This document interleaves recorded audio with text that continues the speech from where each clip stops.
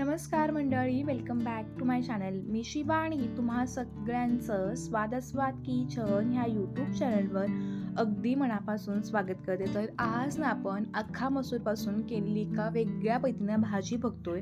ही भाजी बनवायला जरी सोपी असली तरी याची चव मात्र अगदी भन्नाटच लागते. रेसिपीला सुरुवात करण्याआधी जर तुम्ही चॅनलवरती नवीन असाल आणि अजूनही चॅनलला सबस्क्राईब केलं नसेल तर चॅनलला सबस्क्राईब करून व्हिडिओला नक्की लाईक करा. तर आज आपण इथं बघा मी 1 वाटी इतके हे अख्खा मसुरा घेतलेले आहेत. ह्याआधी पण आपण बऱ्याच वेळा धाबा स्टाईल अख्खा मसुराची रेसिपी बघितली होती आणि ती रेसिपी तुम्हाला सर्वांना खूप आवडली होती. आणि आता मागच्या आठवड्यात टाकलेला जो चवळीची भाजी होती त्याचा पण व्हिडिओ तुम्हाला सर्वांना खूप आवडला होता. खूप छान छान कमेंट्स केल्या होत्या. त्यामुळे व्हिडिओ जर तुम्हाला कोणत्याही क्षणी जरी आवडला तर नक्की व्हिडिओला कमेंट करून छान सबस्क्राईब पण करा. तर आता इथं बघा मी 1 वाटी इतके हे अख्खा मसुरा घेतलेले आहेत. आता जे अख्खा मसुरा आपण रोज भाजीला वापरतो तर बरेच जण काळ्या पाटीचे बघतात, तर तुमच्याकडे ते असेल तर तुम्ही ते पण घेऊ शकता. आता हे जे अख्खा मसूर आपण घेतलेले आहेत तर 1 वाटीमध्ये साधारणपणे 5 ते 6 माणसं आरामात ही रेसिपी किंवा ही भाजी खाऊ शकतात. आता हे जे आपण मसुरा घेतलेले आहेत ते 2 पाण्यानं स्वच्छ धुवून घ्यायचे. याआधी पण मी तुम्हाला बऱ्याच वेळा सांगितलं होतं की जेव्हा केव्हा कोणतेही आपण कडधान्य किंवा डाळी घेतो तेव्हा त्या 2 पाण्यानं स्वच्छ चोळून धुवून घ्यायच्या, कारण याच्यावरती बऱ्याच प्रकारची औषधं किंवा केमिकल्स असतात त्यामध्ये निघून गेली पाहिजेत. आता बघा मसुरा चांगले स्वच्छ धुवून झाले की याच्या वरपर्यंत येईल असं पाणी घालून आता आपण हे अर्धा तास असंच भिजत ठेवणार आहोत. आता अर्ध्या तासानंतर इथं बघा मी एक मोठासा पॅन घेतलाय आणि ह्यामध्ये सुरुवातीला मी 2 मोठे चमचे तेल वापरले. तेल चांगलं गरम झालं की ह्यामध्ये मी 1 चमचे इतके जिरे घातले. जिरे चांगले फुलले की एक मोठी वेलदोडा घातलाय मी. त्यानंतर 1 तमालपत्रीचं पान घातलं. आता हा जो खडे मसाला आपण वापरलेला आहे हा तेलावरती 2 मिनिटं परतवून घेतला. त्यानंतर 5 ते 6 लसूण पाकळ्या थोड्याशा मी ठेचून घेतलेत आणि ठेचलेल्या लसूण पाकळ्याचा जो काही टेस्ट असते किंवा चव असते ती खूप भन्नाट लागते. आता बघा लसूण हलकासा तांबूस व्हायला सुरुवात झाली तर ह्यामध्ये मी अर्धा इंच किसून घेतलेलं आलं वापरले. आता बरेच जण इथं आलं लसूणची पेस्ट पण वापरतील, पण लसूण ठेचल्यावर जो काही फ्लेवर येतो तो प्रतिम लागतो, त्यामुळे मी लसूण ठेचूनच वापरलाय. आता हे दोन्ही पण बघा मध्यम गॅसवरती मी परतवून घेतलेलं आहे. हे सगळं चांगलं परतलं गेलं की 2 मीडियम साईजचे बारीक चिरून घेतलेले कांदे आपण वापरलेत. आता हा कांदा आपण हलका गुलाबी होईपर्यंत परतवून घेणार आहोत.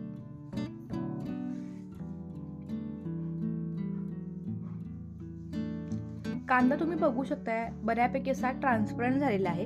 इथंपर्यंत जो कांदा आहे ना तो आपण चांगलासा परतवून घ्यायचा. कांदा फार कच्चाही ठेवायचा नाही आणि फार भाजलेलाही ठेवायचं नाही. आता जो गॅस आहे ना तो थोडासा मी मध्यम करते आणि ह्यामध्ये काही मसाले आपण घालून घेऊया. त्याच्यामध्ये मी पाव चमचा इतकी मी हळदपूड वापरली. त्यानंतर आपण आता 1 ते 2 चमचे काश्मीरी लाल तिखट वापरतोय.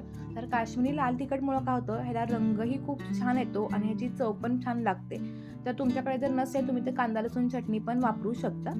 आता हे हळद आणि लाल तिखट आपण ह्या कांद्यासोबत चांगलं पुन्हा 2 मिनिटं परतवून घेणार आहोत.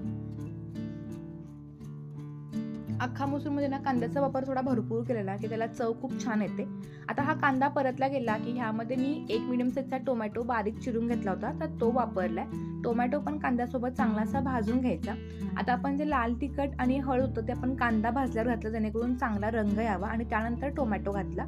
आता टोमॅटो सगळा चांगला लवकर मऊ पडावं म्हणून थोडंसं मीठ घालून पुन्हा हे सगळं चांगलं मिक्स करून घ्यायचं. टोमॅटोचा जो काही कच्चेपणा किंवा जो काही आंबटपणा असतो तो जायला हवा.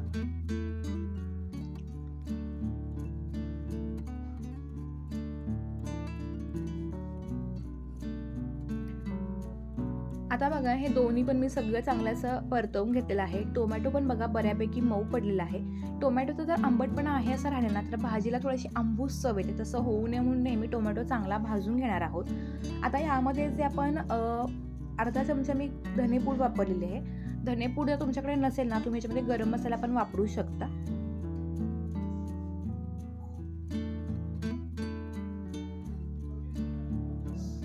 हे सगळं परतून झाल्यानंतर जे अख्खा मसूर आपण भिजवून घेतले होते ते पाण्यातून मी काढून घेतले.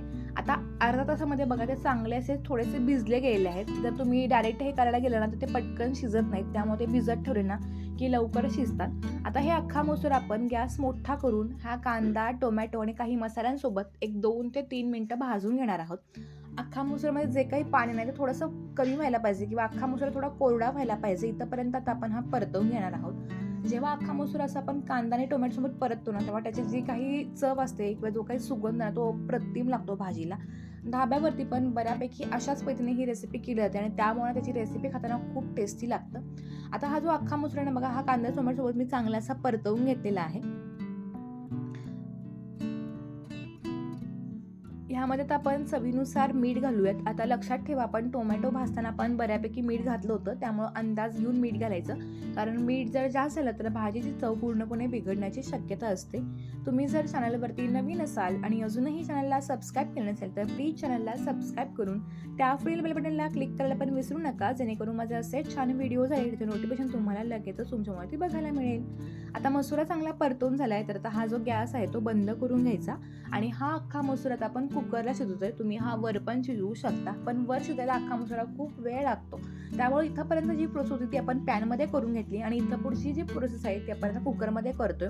कुकरमध्ये ना 2 ते 3 शिट्ट्यामध्ये हे अख्खा मसुरा अगदी पटकन शिजतात. आता 1 वाटी मसुरा घेतले होते, त्यामुळे आता आपण 2 ते 3 वाट्या पाणी घालतोय. पाणी जर थोडं कमी घातलं ना तर अख्खा मसुरा थोडेसे असे कच्चे राहतात, त्यामुळे पाण्याचा वापर मी थोडा मीडियम करते. म्हणजे 3 वाट्या मी पाणी घातलेलं आहे ह्याच्यामध्ये. तुम्हाला जर जास्त पातळ हवे तुम्ही अजून थोडंसं पाणी पण ह्याच्यामध्ये ॲड करू शकता.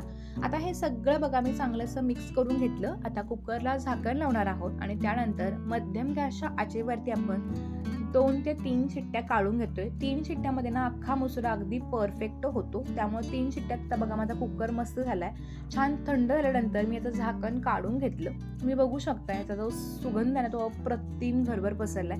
जो आपण लसूण वापरतो ना तो जेव्हा शिजतो ना तेव्हा तो अप्रतिम लागतो. तुम्हाला बघता क्षणी दिसत असेलच बघा की हा जो मसूर आहे तो अगदी छानपैकी आणि परफेक्ट शिजलेला आहे. आता अख्खा मसुरा शिजून तयार आहे. ह्याच्यावरती आपण भरपूर सारी बारीक चिरून घेतलेली कोथिंबीर घालायची. आता ही जी कोथिंबीर घातली ही लगेचच मिक्स न करता अशा पद्धतीनं वरतीच आपण पसरवून ठेवूयात. त्यानंतर इथं एक फोडणीचं पात्र घेतलं. फोडणी पात्रामध्ये बघा मी 2 मोठे चमचे बटर घालते.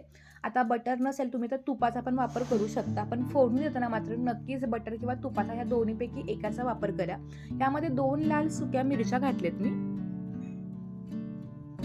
त्यानंतर 7 ते 8 लसूण पाकळ्या अगदी बारीक बारीक चिरून घेतल्या होत्या. आणि आता आपण हे बटरवरती ना थोडंसं सोनेरी होईपर्यंत हे परतवून घेणार आहोत. आता हे छानपैकी बघा लसूण सोनेरी झालेलं आहे, तर गॅस बंद करून ही जी आपण आत्ता करून घेतलेली फोडणी होती ना, तर ही गरमागरम फोडणी आता ह्या अख्खा मसुरावरती घालून घेऊन पटकन याच्यावरती झाकण ठेवणार आहोत, जेणेकरून जे काही फोडणीचा सुगंध आहे ना तो आतमध्ये मस्तपैकी संपूर्ण अख्खा मसुराला लागेल आणि त्याची चव खूप भन्नाट लागेल. तर अगदी अशाच पद्धतीनं रेस्टॉरंटवरती किंवा हॉटेलमध्ये अशा पद्धतीनं हा अख्खा मसुरा केला जातो. आणि आपल्याला बऱ्याच वेळा वाटतं की धाब्यावरचा जो काही अख्खा मसुरा असतो तो अप्रतिम का लागतो, काही वेगळे मसाले वापरले जातात, तर असं अजिबात नाही आहे. घरातलेच मसाले आणि घरातलं साहित्य वापरून ही रेसिपी अगदी सुंदर बनवता येते. नेहमीची जर अख्खा मसुराची भाजी आपण जर खाऊन कंटाळ असेल तर काहीतरी अशी वेगळ्या पद्धतीने भाजी करायला काहीच हरकत नाही आहे. तुम्ही बघू शकता रंगही सुरेख आलाय आणि जेव्हा आपण वरून फोडणी येतो ना तेव्हा ते डबल फोडणीचा जो काही सुगंध आहे ना तो तर अप्रतिम लागतो. हा अख्खा मसुरा तुम्ही चपाती, भाकरी, रोटी, पुलका, नान कशासोबतही खाऊ शकता. मला तर हा रोटी आणि जिरा राईससोबत तर अप्रतिम वाटतो. तर आजची तुम्हाला ही अख्खा मसूरची वेगळ्या पद्धतीने केलेली भाजीची रेसिपी कशी वाटली हे मला जरूर कळवा. रेसिपी जर आवडली असेल तर नक्की व्हिडिओला एक लाईक करून चॅनलला सबस्क्राईब पण करायला विसरू नका. चला तर भेटूत एका नवीन आणि इंटरेस्टिंग व्हिडिओसोबत. तोपर्यंत धन्यवाद.